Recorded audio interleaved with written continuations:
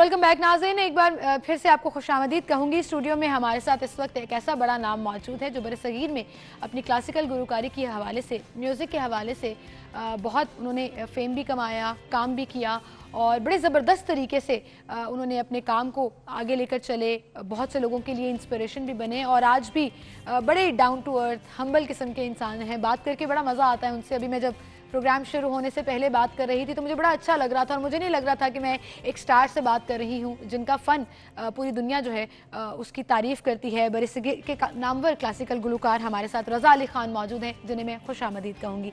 अस्सलाम वालेकुम, क्या हाल चाल है ख़ान साहब आपके? मैं ठीक हूँ, आप कैसी हैं? बहुत शुक्रिया आपकी तशरीफ़ आवरी के लिए। हम वेलकम करते हैं आपको पाकिस्तान में, लाहौर से। बेसिकली आपका इंडिया से ताल्लुक़, लेकिन कराची में आप पैदा हुए और पाकिस्तान के साथ आपकी मोहब्बत जो है वो ये है कि आप आते रहते हैं यहाँ पर भी।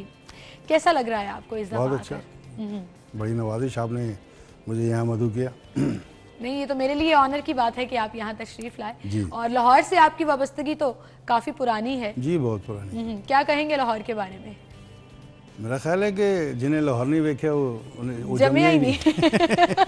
बिल्कुल सही कहा आपने, बिल्कुल सही कहा। कैसे शुरू किया आपने? सबसे पहले तो मैं ये जानना चाहूँगी कि मतलब जी मौसीकी, आपका कसूर पटियाला घराने से ताल्लुक़ है और कब से सीख रहे हैं, क्या इंस्पायर किया? ये तो मुझे याद नहीं कि मैं कब से सीख रहा हूँ, लेकिन जो भी मेरे बुज़ुर्ग हैं तो वो ये बताते हैं कि बचपने में मेरे दादा उनके पास ही हम बैठे रहते थे या वो बुला लेते थे। तो तब से ये जो सिलसिला है मौसीकी का तब से चलता रहा और हम थोड़ा बहुत जो भी एक बच्चे के हैसियत से जितना भी मैं सीख पाया। और उसके बाद में फिर मेरे वालिद उस्ताद मुनव्वर अली ख़ान साहब, वो दरअसल वो हैं उस्ताद मेरे जिन्होंने मौसीकी के साथ आशनाई करवाई। और फिर इस सफ़र में जो है रियाज़, तालीम और स्टेज पे गाने का जो एक एक्सपीरियंस है वो बहुत ज़रूरी होता है एक परफॉर्मर के लिए। तो वो ये सारी चीज़ें उनके ही ज़ेरे साया हुई। और फिर और बड़ी एक मज़े की बात ये होती है, मैं हमेशा ये बात सोचती हूँ कि अगर आप अपने वालिद वाला प्रोफेशन चूज़ कर रहे हैं तो इसका मतलब आपके वालिद आपके लिए बहुत बड़ी इंस्पिरेशन भी होते हैं। टीचर तो वो रहते हैं क्योंकि आपको अपना काम सिखा रहे होते हैं, चीज़ें बता रहे होते हैं, लेकिन वो जो हीरो नज़र आता है अपने वालिद में और एक वो इंस्पिरेशन जो नज़र आती है वो बहुत मैटर करती है, बहुत मोटिवेशन। जी बिल्कुल, आपने बिल्कुल सही फरमाया है। उसकी वजह यह है कि मेरे वालिद बहुत ही खूबसूरत, बड़े खुबरू उनकी शख्सियत थी। और तो उनको जब मैंने गाते हुए बचपने में जब देखा तो मैंने ये सोचा कि मैं भी ऐसा ही बनना चाहता हूँ। तो आपने बिल्कुल सही कहा कि वो इंस्पिरेशन जो है दैट इज़ वेरी मच। डांट पड़ती थी सीखते हुए? जी हाँ, जी बिल्कुल, पूरा स्केड्यूल था? जी जी जी। अगर गलती करते थे तो बड़ी डांट पड़ती थी। कोई एक डांट जो आपको याद रही हो, अरसा तक याद रही हो कि मैंने ये किया था और मुझे वालिद साहब ने बहुत डांटा था? एक दफ़ा काफ़ी देर हो गई थी रात को रियाज़ करते हुए, तकरीबन 1-1:30 बज गया था। फिर मैंने बंद किया और मैं वहीं सो गया जिस कमरे में मैं रियाज़ करता था। तो बहरहाल वो सुबह 5 बजे वो उठे और आके उन्होंने कहा चलो भाई खर्च भरना शुरू कर दो। तो अब ज़ाहिर है इतनी रात को थकावट भी थी और नींद भी जो है वो 4-5 घंटे ही हुई। तो जब मैंने तानपुरे से फिर रियाज़ करना शुरू किया तो ज़रा आवाज़ नहीं लग रही थी। ज़ाहिर है सुबह का वक्त बिल्कुल आप वैसे ही आपकी एनर्जी थोड़ी कम होती है। तो बस वो एक्चुअली वो दूसरे कमरे में वहाँ डाइनिंग टेबल पे वो चाय पी रहे थे, तो वहाँ से एक जूता आया मेरे मुंह पे लगा। अच्छा। तो वो सारे सुर ठीक हो गए उसके बाद। मेरे ख्याल से वो बचपन में सीखने के दौरान जो डांटे और मारे पड़ती हैं वो आपको ज़िंदगी भर याद रहती हैं। बिल्कुल, आज भी मैं मिस करता हूँ उन चीज़ों को। बिल्कुल सही। अच्छा, उसके बाद स्टेज फियर कैसे ख़त्म हुआ?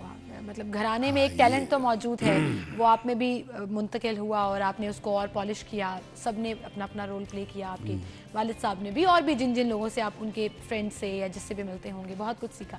स्टेज फियर इज़ समथिंग जो आपको बाकायदा आप जितना मर्जी कॉन्फिडेंट हो जाएं आपको फेस करना पड़ता है। ये कैसे ख़त्म हुआ? ये उसकी जो मेरा पहला परफॉर्मेंस था वो कैलकाटा में ईडन गार्डन्स जो क्रिकेट स्टेडियम है उसमें एक कॉन्सर्ट हुआ था। अच्छा। तो उसमें 50,000 आदमी बैठा हुआ था। मुझे पहले इतना आइडिया नहीं था कि मैं कुछ इतना बड़ा कोई वो है, तो यूथ फेस्टिवल के नाम से था। तो उस वक्त मेरी उम्र तकरीबन 15 साल की थी। अच्छा। तो जब मैं वहाँ जाके जब मैंने लोगों को देखा तो मेरी तो टांगें बिल्कुल एक दूसरे से एक जलजला सा मेरे जिस्म में था। और ये 1977 की बात जी। है। तो मेरे वालिद साहब ने मुझसे कहा कि देखो ऐसा है, अगर आज के दिन तुम गा गए यहाँ पर तब तो ज़िंदगी भर में you will not look back, लेकिन आज अगर तुम कामयाब नहीं हुए या तुम डर गए अगर, तो फिर आगे नहीं तो फिर ये फ्लाइट तुम्हारी जो है ना ये कभी भी नहीं जाएगी। तो बहरहाल ये भी सोच रहा था, बहरहाल दुआएं भी कर रहा था। और उसके बाद जब मैं बैठा स्टेज पे तो मेरे साथ में बहुत सीनियर म्यूजिशियंस मेरा साथ दे रहे थे, तबले पे और सारंगी पे। और तो बहरहाल मैंने आंखें बंद करी और मैंने शुरू किया। तो वो जो नोट पहला जो मैंने सा लगाया वो बिल्कुल करेक्ट था।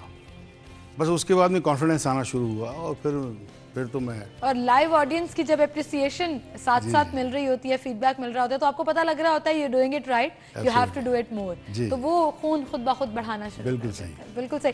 अच्छा रज़ा साहब, जब हम बात करते हैं क्लासिकल मौसीकी की, आजकल आप क्या देखते हैं कि क्या लोग बाकायदा इसको, क्योंकि अमूमन ये कहा जाता है कि एक मौसीकार, एक गुलकार अगर क्लासिकल जानता है तो वो किसी भी किस्म की गायकी कर सकता है और उसके जो बेसिस है वो स्ट्रांग होती है।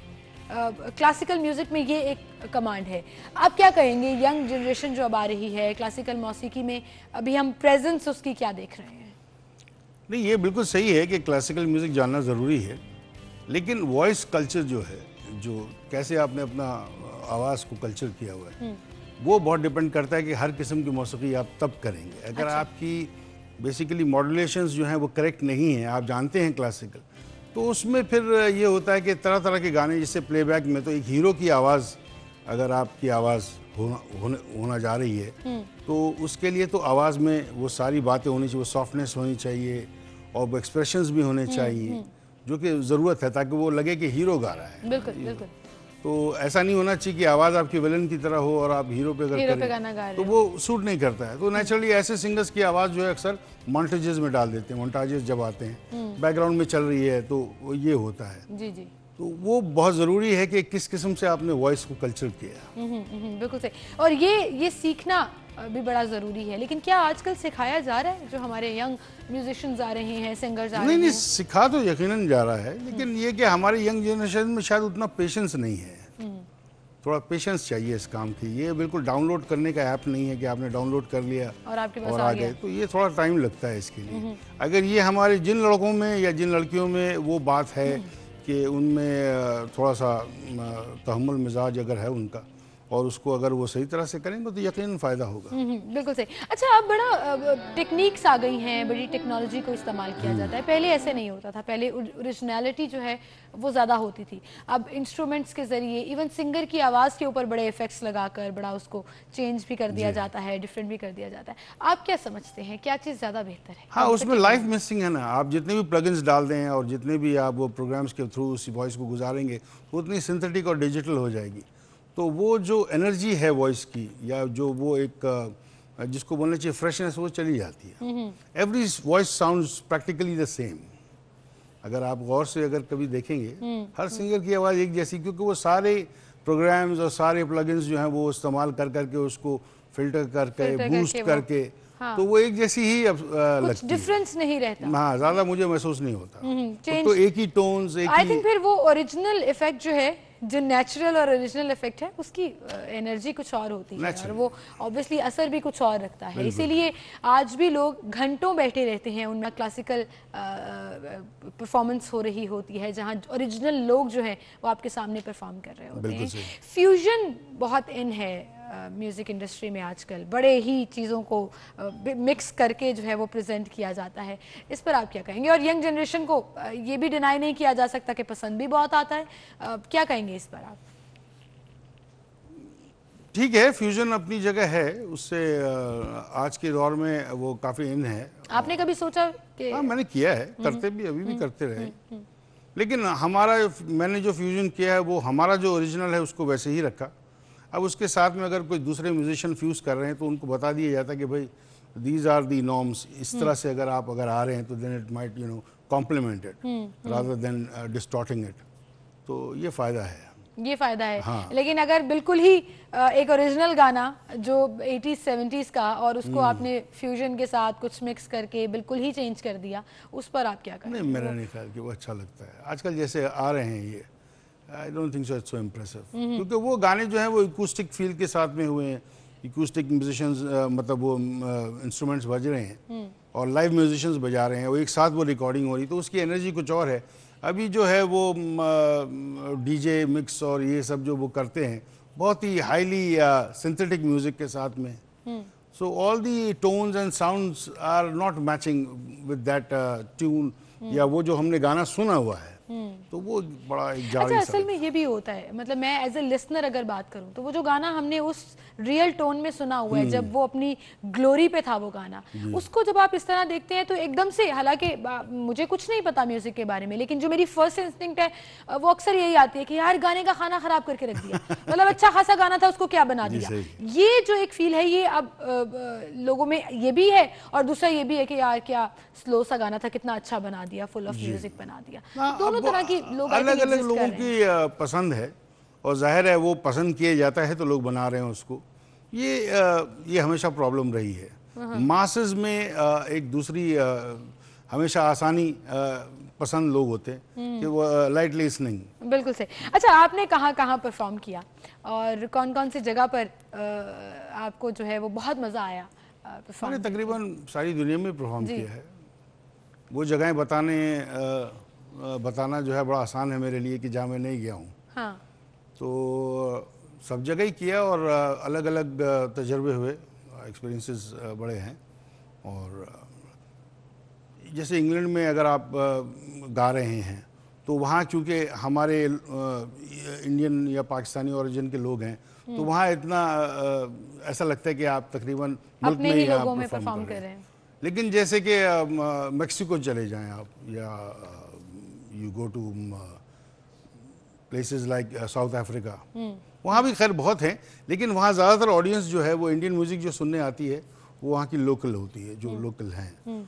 तो इन लोगों में गाने के बाद में जो हमारे गाने के क्या तासुरात, उनकी जब मुझे फीडबैक आता है तो वो एक बड़ी इंटरेस्टिंग बात है। बिल्कुल सही। और सबसे बड़ी बात ये है कि जो आपकी जो अल्फाज आप बोल रहे हैं उनको समझ नहीं रहे, लेकिन उनको महसूस कर रहे हैं। जी हाँ, मेरे सुर जो हैं उसको एंजॉय कर रहे हैं, वो राग एंजॉय कर रहे हैं। आप ठुमरी जिस तरह से पेश करते हैं तो वो उसके ऊपर झूम भी रहे हैं, उसको पसंद भी कर रहे हैं, तो ये फीलिंग जो है वो नेचुरली बड़ी डिफरेंट फीलिंग हो जाती है। यहीं से हम बात का सिलसिला आगे बढ़ाएंगे।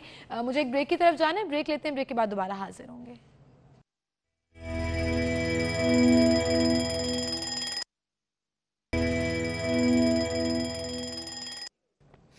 वेलकम बैक नाज़रीन, एक बार फिर से आपको खुशामदीद कहेंगे। उस्ताद रज़ा अली खान हमारे साथ स्टूडियो में मौजूद है, जिनसे हम बात कर रहे हैं। खान साहब, अभी जैसे हम जिक्र कर रहे थे कि बड़ी चीज़ें नई आ गई हैं, नई नई चीज़ें, नई नई मौसीकी में भी ट्रेंड्स और टेक्नोलॉजी। रिकॉर्ड लेबल्स जो हैं वो एक प्लेटफॉर्म हुआ करते हैं आर्टिस्ट के लिए, एज अ गारंटी भी, उनकी वेलफेयर के लिए भी, और एज अ गारंटी इस तरह से कि करियर उनका थोड़ा स्ट्रॉन्ग समझा जाता है। आप क्या समझते हैं, क्या राय देंगे इस बारे में? अब तो खैर वो रिकॉर्डिंग लेवल्स कहीं भी नहीं है, इंडिया पाकिस्तान में कहीं भी नहीं है, तो वो तो नहीं है। अब ज़्यादातर यूट्यूब या सोशल मीडिया के ऊपर में गाना रिलीज़ जब होता है, I think it makes more impact. और उसमें बहुत से आर्टिस्टों को, यानी सभी को एक मौका है। पहले ये होता था कि आप रिकॉर्डिंग लेवल्स पे जाएं, वहाँ पर सिलेक्ट हों, फिर वो सोचें ऐसा। तो अब ये चीज़ें जो है ना बिल्कुल वो हो गई हैं। जैसे बहुत से गाने वायरल हो जाते हैं या और लेकिन बहुत से अच्छे गाने भी होते हैं जो नहीं हिट पकड़ पाते। बहुत ख़राब गाने भी ज़्यादातर पॉपुलर वही होते हैं। तो लेकिन ये कि ये एक आजकल ये तरीका आ गया है। लेकिन क्या इससे एक आर्टिस्ट की फाइनेंशियल स्टेट के ऊपर असर नहीं पड़ा? थोड़ा बहुत पैसा तो मिलता ही है नेचुरली सोशल मीडिया से। अगर यूट्यूब पे गाना अगर पॉपुलर हुआ है तो वो पैसे तो मिलेंगे अगर आपका अपना चैनल है तो ये एक तरीके से हो गया, बहुत पर्सनलाइज्ड हो गया, यू नो, पर्सनलाइज्ड है ये जो भी हम कर रहे हैं। तो इसके बीच में कोई मिडल मैन नहीं है, वो सोशल मीडिया कंपनी है और आप हैं, तो उसमें पैसे मिलते हैं यकीनन, और आपकी जितने भी व्यूज़ हैं उस हिसाब से चलते हैं। तो ये पॉपुलैरिटी भी आपकी साबित करता है, तो ये बड़ी अच्छी बात है। ये बड़ी अच्छी बात। पहले ये होता था कि रिकॉर्ड बहुत बिके और आपको कहा कि सब बिके ही नहीं, उसकी कोई ट्रांसपेरेंसी नहीं थी। अब बेहतर हो गया मेरा। अब सामने तो है जी बिल्कुल, आपको खुद ही पता है कि भाई कितना हुआ कितना नहीं हुआ। बिल्कुल सही। अच्छा खान साहब, ये अगर आप अपने पूरे सफ़र को मुड़कर जब देखते हैं जी, तो क्या फीलिंग आती है? What does it make you feel?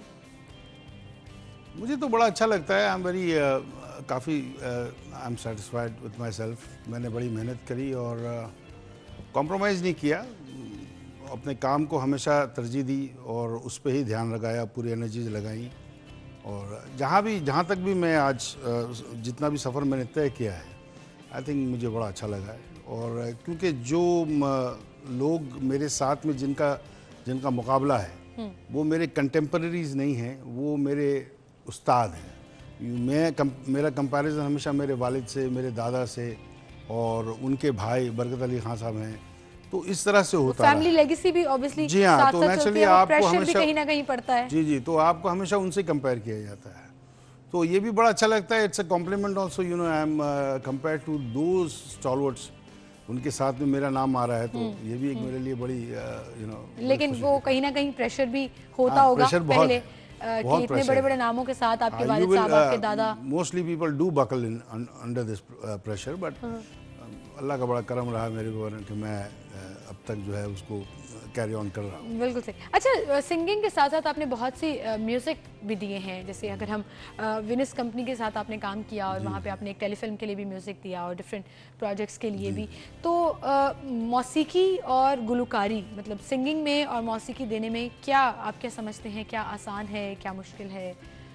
कौन सी चीज़ जो है वो कंफर्ट जोन में आती है? जी देखिए, एक तर्ज बनाना या म्यूज़िक क्रिएट करना वो आपके अंदर इनबॉर्न होता है। अगर वो है तो है, तो नहीं है, है तो नहीं है, नहीं है तो नहीं है। उसमें आप कितना ही अच्छा गाते हो, आप ज़रूरी नहीं कि अच्छे कंपोज़र हो। तो ये एक गिफ्ट मेरे में था, तो मैंने उसको, और क्योंकि मेरी आवाज़ भी थी तो लिहाजा वो प्रेजेंट करने में और भी आसान हो जाता था। वरना बड़ा मुश्किल होता है जी हाँ, अपनी कंपोज किए हुए म्यूजिक को किसी को समझाना और सिंगर को उस टोन पर लेकर आना। जी बिल्कुल। तो ये आपके लिए आसानी थी कि आप दोनों मीडियम को जानते थे। बड़े अच्छे कंपोजरों की आवाज़ बड़ी ख़राब होती है, तो जब वो अपना गाना, अक्सर हमने देखा, काफ़ी बड़े बड़े म्यूजिक डायरेक्टर्स के साथ मैंने काम भी किया, तो एज एन असिस्टेंट भी काम किया। तो जब मैंने देखा कि जब वो गाते थे तो वो लगता था कि यार ये क्या बना दिया इन्होंने, लेकिन जब वो सिंगर गाता था तो बड़ा खूबसूरत लगता था नेचुरली वो। तो ये है कि वो कंपोज़र जो होता है उसको उसकी इंसाइट होती है और वो कि ये गाना जो है ये बड़ा खूबसूरत बनेगा। अच्छा, इंडस्ट्री में ओवरऑल अगर हम बात करें तो जो सीनियर्स हैं, बड़े हैं, नामवर हैं, क्या वो यंगस्टर्स को सिखाते हैं? क्योंकि अक्सर ये कंप्लेन आती है कि सीखने को नहीं मिलता, क्योंकि सीनियर्स के साथ अगर हम काम कर रहे हैं तो वो अपना फ़न हमें नहीं देते या सिखाते नहीं। नहीं, ऐसी बात नहीं है। पहली बात तो ये कि यंगस्टर जब जाते हैं वहाँ पर, उन लोगों को जब देखते हैं काम करते तो वैसे ही बहुत कुछ सीख जाते हैं। और मेरा ख्याल है कि जितने भी बड़े लोग हैं वो जब अपना काम करते हैं तो वो तो बता ही देते हैं कि भाई ये इस तरह से होता है या इस तरह से होता है। लेकिन मेरा ये ख्याल है कि उनको ज़्यादा ऑब्जर्व करें, उनको वॉच करेंगे तो आपको ज़्यादा टिप्स मिलेंगे बनिस्बत उनको जाके पूछें आप, तो वो वाकई नहीं बताएंगे। वो वाकई नहीं बताएंगे। अच्छा, आप आगे सिखा रहे हैं फैमिली में? जी हाँ, आपके बेटे जी, खानदान मेरे में भतीजे भी हैं, बेटे भी कसूर हैं, और भी बहुत से शागिर्द हैं, बहुत शागिर्द हैं मेरे, और बड़ा अच्छा माशाल्लाह गा रहे हैं सब। तो ये सब है, वो सिलसिले हमने आगे बढ़ाए हैं। यानी कि आगे वो लेगेसी जो है जी वो चल रही है। अभी तक आपके बेटे ने परफॉर्म किया कहीं पर, मतलब? हाँ, मेरे साथ किया है, कई दफ़ा किया है। कैसा एक्सपीरियंस रहा? बड़ा अच्छा लगता है। तो फिर अब आपको रियलाइज होता होगा कि आपके वालिद साहब को कैसा लगता है था जब आप जी हाँ, मेरे वालिद साहब जो है वो अगर मैं नहीं होता था किसी प्रोग्राम में, अगर मेरा अपना प्रोग्राम हो, यानी कि इन इज़ लेटर लाइफ, तो वो अक्सर मेरी वालदा को ही कहते थे कि आप भाई आज मुझे बहुत परेशानी हुई, रज़ा था नहीं, तो जिसकी वजह से मुझे ऐसा लग रहा था, काफ़ी खाली खाली लग रहा था, तो उनको मज़ा नहीं आता था मेरे बगैर। वो जाहिर है अटैचमेंट बेटे होने की वजह से भी और फिर फेवरेट स्टूडेंट होने की वजह से भी। अच्छा, आप बड़े गज़ल भी है, सोस खानी भी है, मनकबत भी है, ठुमरी गीत तो है ही। किस चीज़ से आपने शुरू किया था और फिर आहिस्ता आहिस्ता इसको एक्सपैंड करते चले? पहले तो बेसिक्स जो हैं वो सीखिए। वो होते हैं कि भाई स्केल्स होते हैं अलग अलग, तो उनको पहचानना, उनको आइडेंटिफाई करना, नोट्स को आइडेंटिफाई करना, और फिर उन पर प्रैक्टिस करना, वॉइस प्रैक्टिसेस हैं, फिर राग रागनियों पे ख्याल जो है जी, ये मेरा ख्याल है कि ये सबसे मुश्किल काम है ख्याल में। तो उसकी महारत के लिए हम गए। पहले हमने तो सोचा नहीं था कि हम इतना डाइवर्सिफाई कर देंगे इसको, लेकिन जब ख्याल एक तरह से थोड़ा सा काबू में आने लगा तो फिर इस तरफ भी आए। लेकिन सबसे मुश्किल जो इन सारी फॉर्म्स में मुझे लगता है वो ठुमरी है। अच्छा, वो सबसे मुश्किल है? जी हाँ, वो सबसे मुश्किल। और सबसे आसान कौन सा? उसमें इमोशन है, सबसे आसान काम डाउन भी है। हाँ, सबसे आसान मेरा ख्याल है इसमें से कोई भी नहीं है, सभी अपनी जगह बहुत बहुत मुश्किल है, लेकिन जो ठुमरी है वो सबसे मुश्किल है, क्योंकि इसमें इमोशन और टेक्निक ये सारी इन्वॉल्व हैं, सॉफ्टनेस है, और ये सबसे मुश्किल है। हाँ, बिल्कुल सही। अच्छा, अभी आप लाहौर में हैं, लाहौर के बारे में क्या कहेंगे? आपको मतलब आपका ताल्लुक भी कसूर से भी रहा और लाहौर मोची दरवाजे जी, हम पुराने शहर मोची दरवाजे के हैं, और लाहौर जब भी मैं आता हूँ तो मुझे ऐसा महसूस होता है कि मैं अपनी बुजुर्गों की गोद में बैठा हूँ यहाँ पर। तो वो सारे मेरे जितने भी मेरे वालिद, मेरे दादा, मेरे परदादा, यहाँ की जो पुराने शहर में, या ये पूरे जो ये मिट्टी है पंजाब की, सिंध की, यहाँ पर वो हर जगह पे तकरीबन वो लोग गाए बजाए हैं, और उन्होंने बड़ा नाम कमाया और लोगों ने बड़ा प्यार दिया उनको। तो वो मेरे लिए एक हमेशा this is a very special place. ये पूरे इलाके में जब भी मैं जहाँ भी कहीं गाता हूँ तो मुझे ऐसा लगता है कि उनकी रूहें हैं यहाँ पर, और वो मुझे वो वहाँ से दुआएं दे रही हैं, और उनका साथ भी है, वो मेरी मदद भी करते हैं। इंडिया से आपका ताल्लुक मतलब कहाँ से है, कौन से सूबे से है? मैं अभी मैं वैसे तो मैं काफ़ी जगह, बॉम्बे में भी रहा हूँ, बहुत दिल्ली में भी रहा हूँ, हैदराबाद में भी, मगर ज़्यादातर मैं कलकत्ते में रहा हूँ। तो मैं कलकत्ता से ही हूँ, अभी भी मैं वहीं हूँ कलकत्ता में। सो कैसा वहाँ पे ऑडियंस कैसी है, लोग कैसे हैं, कुछ बताइएगा हमें। वक्त के साथ साथ काफ़ी चेंजेस आए हैं, जैसे कि आपने देखा कि ज़्यादा साइंटिफिक इन्वेंशंस हुई और आसानियाँ पैदा हुई, तो अब वो ऑडियंस तो नहीं है जो हमने अपने बचपने में देखी थी। आज की ऑडियंस जो है वो उतनी अच्छी नहीं है, मगर मैं समझता हूँ दूसरी जगहों से कलकत्ता अभी भी बहुत बेहतर है। वहाँ गाना बजाना जो है वो एक आपका एग्ज़ाम की तरह होता है, अगर मामूली सी भी गलती हो तो लोग पकड़ लेते हैं। जी हाँ, वो समझ रखते हैं, जी जी, वो सोच रखते हैं कि क्या किस तरह से लेकर चलना है। अगर आपसे मैं रिक्वेस्ट करूं कि आप थोड़ा सा कुछ हमें सुनाएं, किसी भी फॉर्म में, कुछ भी, क्योंकि ऑब्वियसली इंस्ट्रूमेंट्स तो नहीं है, लेकिन कुछ अगर आप हमें सुना देता हूँ आपको।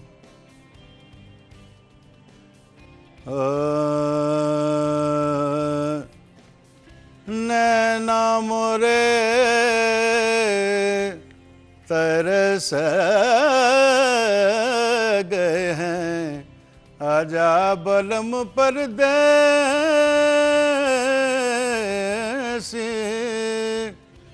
नैना आजा बलम परदेसी,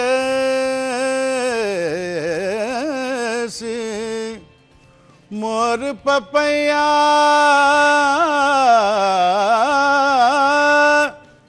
मोर पपैया कोयल बोले, मुझ बिरहन गा जियारा डोले रे, कार बादल बरस गए हैं, आजा बलम परदेसी।